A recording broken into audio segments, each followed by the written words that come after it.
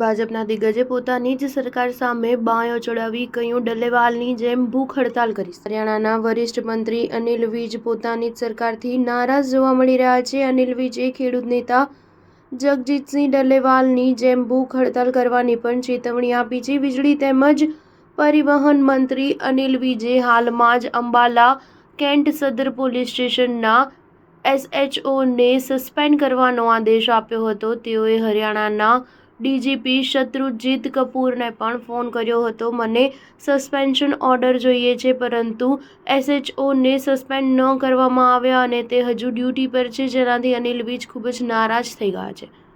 વિજના ગૃહ જિલ્લામાં જ તેમના આદેશ લાગુ ન થવાથી તેમની છબીને નુકસાન પહોંચ્યું છે। એવામાં અનિલ વિજે કહ્યું કે તે હવે ગ્રીવેન્સ કમિટીની મીટિંગમાં સામેલ નહીં થાય। અનિલ વિજે કહ્યું કે જ્યારે ગ્રીવેન્સ કમિટીની મીટિંગમાં મારા તરફથી આપવામાં આવેલા આદેશને લાગુ કરવામાં નથી આવતા તો મીટિંગમાં આવવાનો શું અર્થ।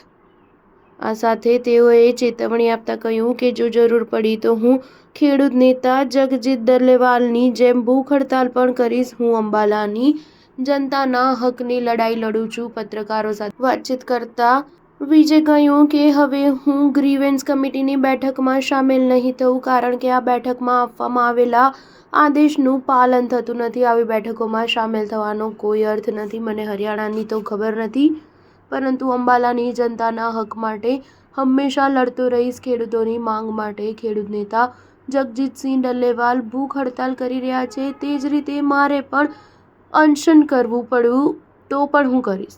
મહિલાની ફરિયાદ ન લેવા મુદ્દે અનિલ વિજે SHOને કહ્યું કે હજુ સુધી ફરિયાદ કેમ નથી દાખલ કરવામાં આવી। તું દરેક વસ્તુમાં પોતાની મનમાની કરે છે, તું છે કોણ? પહેલા FIR દાખલ કરો, તારા અધિકારોને પણ જોઈ લઈશું। ત્યારબાદ રોષે ભરાયેલા વિજે કહ્યું કે સસ્પેન્ડ કરો અને ચલ બહાર નીકળ। ત્યારબાદ ડીજીપીને ફોન લગાવ્યો અને SHOને તુરંત સસ્પેન્ડ કરવાનો આદેશ આપ્યો, પરંતુ હજુ સુધી SHO કામ કરી રહ્યા છે। તેથી વિજ ભડક્યા અને ભૂખ હડતાલની ચીમકી આપી દીધી। સ્ટાર ન્યૂઝ 7 હંમેશા સચ્ચાઈની સાથે।